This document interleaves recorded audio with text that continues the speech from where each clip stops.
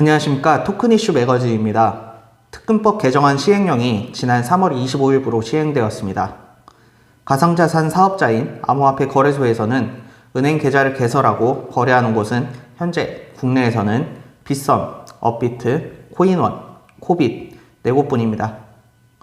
올해 9월 24일까지 금융정보분석원에 가상자산 사업자로서 요건을 갖추고 신고 등록이 되지 않으면 폐쇄될 수 있습니다. 따라서 투자자는 이러한 점을 유의하여 특근법 요건에 충족한 거래소인지 확인하고 피해를 입지 말아야 하겠습니다. 특근법에 따른 투자자로서 주의해야 될 점과 많이들 궁금해하는 내용을 중심으로 A1데이터의 양기선 대표와 함께 알아보도록 하겠습니다. 특근법이라고 하는 것은 특정 금융거래 정보의 보고 및 이용 등에 관한 법률을 줄여서 표현하는 말이고요. 주요 내용으로는 자금 세탁 방지의 목적이 있습니다. 그래서 고객 확인, 의심거래 보고, 가상 사업자의 조치 등 자금 세탁 방지 의무를 이행해야 되는데 만약에 그렇지 못했을 때는 형사처벌을 받을 수가 있습니다. 그래서 실명 계좌를 사용할 수 있도록 하도록 되어 있고요. 그 수익에 대한 이제 세금이 부과가 되겠고요. 그 이전에는 가상자산 그 사업자에 관해서는 특별한 어떤 법률이 없었습니다. 그런데 기존에 있는 특근법에 개정해서 이것이 3월 25일 날부터 시행이 된 것이죠. 그 이전에는 암호화폐 거래소에 대한 법이 일절 없었다고 이렇게 보시면 되겠습니다. 그 가상사업자라는 말이 자주 등장을 하거든요. 이 가상사업자라고 하는 것은 가상자산, 즉 이 암호화폐를 매수하거나 또 매도하거나 또 보관하고 관리, 중개, 알선을 영업하는 자를 통칭해서 가상사업자다라고 이렇게 말을 하는데요. 그러면 가상자산 사업자니까 뭐 암호화폐 거래소, 가상자산 거래소가 해당될 거고요. 그 다음에 가상자산 보관업체, 커스터디라고도 표현을 하거든요. 가상자산 원래 서비스 업체가 가상자산 사업자다라고 보시면 정확한 이해일 것 같습니다. 그래서 금융정보분석원에 올 9월 24일까지 신고 등록을 완료해야만 이 합법적인 가상사업자가 되겠습니다. 알겠습니다. 그렇다면은 이런 특근법이 그 가상자산, 말씀하신 가상자산, 즉 암호화폐 시장에 영향을 줘가지고 좀 위축이 되지 않을까라는 생각이 들고 있습니다. 그런 우려도 많이 있었죠. 그런데 실질적으로 이 가상자산 이 사업에 관련된 시장 규모가 지난 3년 동안 12배 이상 성장을 했다고 합니다. 업비트만 하더라도 업비트가 주로 거래하는 계좌가 K뱅크거든요. K뱅크만 하더라도 지금 현재 330만 계좌가 돌파됐다고 합니다. 엄청난 성장이죠. 그만큼 수많은 사람들이 이 가상자산에 대한 관심과 여기에 대한 투자가 이루어지고 있다라고 이렇게 보시면 되겠는데요. 오히려 이 특근법이 발효가 되면서 제도권 내에 들어왔다라고 이렇게 긍정적인 신호로 받아들이는 것 같습니다.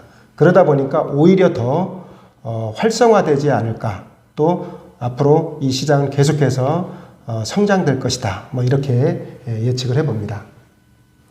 그렇다면은 특근법에서 가상자산 사업자에 대해서 이렇게 법조, 규칙이 정해졌다는 부분은 제가 알겠습니다. 그런데 그 투자자들, 저같이 비트코인이라든가 이런 데다가 조금씩 이렇게 투자를 하고 있는 투자자들에 대한 규정은 따로 없나요?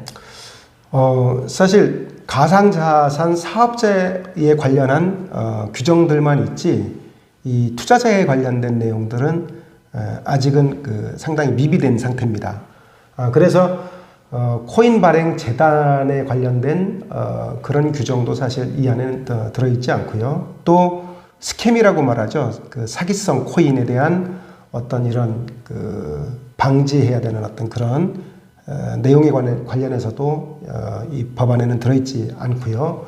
그리고 가장 중요한 것은 가상자산 사업자에 관련된 규정들이 있다고 했지 않습니까? 네. 그럼 그 가상자산 그 사업자를 통해서 개인들의 투자가 이루어지고 있단 말이죠. 네. 그런데 여기서 가상자산을 손해보게 된다든지 또는 해킹을 통해서 다 잃어버리게 된다든지 이런 경우가 발생했을 때 구제라든지 보호할 수 있는 그런 법은 이 안에 포함되어 있지 않고 있습니다. 사실 그 코인 홀더, 그러니까 코인을 가지고 있는 수많은 사람들이 이제 매매를 통해서 수익을 얻게 되는데 연수익 250만 원이 발생이 되면 이상부터 이 세금이 발생되거든요. 그래서 지방세까지 포함해서 22%의 세금이 부과가 되는 거예요. 그런데 좀 전에 말씀드린 대로 이 개인들의 어떤 그 손실이 발생됐을 때 이것을 보호하거나 구제할 수 있는 이 내용이 없는 것은 기존의 그 은행에서 그러니까 금융기관으로부터 손실이 발생됐을 땐 1인 최대 그 5천만 원까지 예금자 보호법 말씀하시는 예, 거죠? 맞습니다. 예금자 보호법으로 보호가 됐지 않습니까? 네. 그것은 금융기관이 예를 들어서 영업정지라든지 파산이라든지 이렇게 되면 지급 불능 상태에 빠지죠. 그러면 예금보험공사에서 이렇게 보호를 해주는 그런 법이거든요.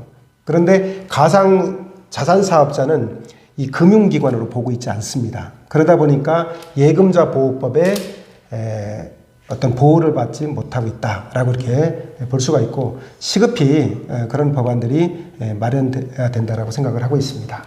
가상자산의 투자자들에게는 의무를 지우고 네. 법으로부터 촘촘하게 보호를 받지 못한다라고 하는 투자자들은 네. 되게 손해본다는 느낌을 제가 받고 있습니다. 저도 투자자이기 때문에. 네, 그렇죠. 그 불만은 또 다른 출구를 또 이게 찾게 되는 원동력이 될 것 같은데요. 어떻게 보십니까?